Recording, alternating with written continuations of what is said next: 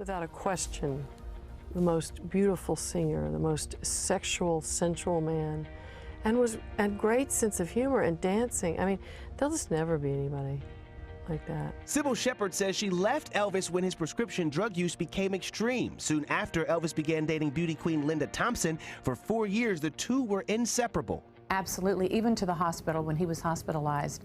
Several times I had to have a bed adjacent to his, you know, butted up against his, and I would raise it and lower it as he did. It had to be in tandem with his.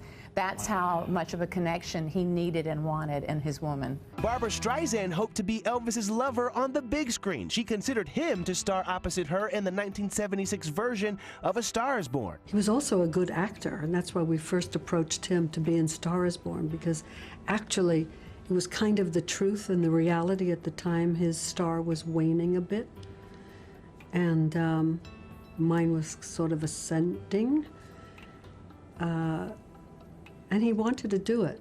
But what happened? His manager didn't want him to do it, and I think there was a business reason. That manager was the notorious Colonel Tom Parker. His firm grip also derailed Elvis's wanting to record Dolly Parton's I Will Always Love You. Colonel Tom calls me just before the session and says, "You do know that we don't record any songs with Elvis unless we get to publish them."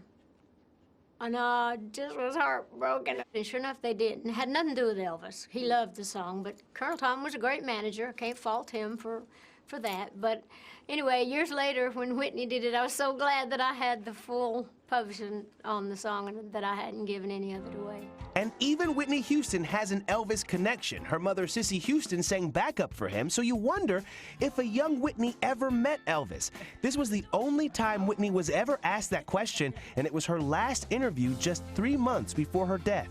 You don't really meet Elvis, you actually just look at Elvis. Usually backstage kind of thing, and he just walks in the room with his mink on, with his glasses on. Oh my God. And he just walks in, he says something, and everybody just, you don't say anything, you just look. It was just one of those moments I won't forget as a kid. It wasn't like, "Hi, Mr. Elvis, nice to meet you." You didn't do that. You just sat back and just looked at him. He was amazing to look at. Yeah. Just amazing. And just to be in his presence was awesome. If you love that video, you're going to love everything on the Access YouTube channel. So hit the subscribe button. You can thank me later. Hit it. Now.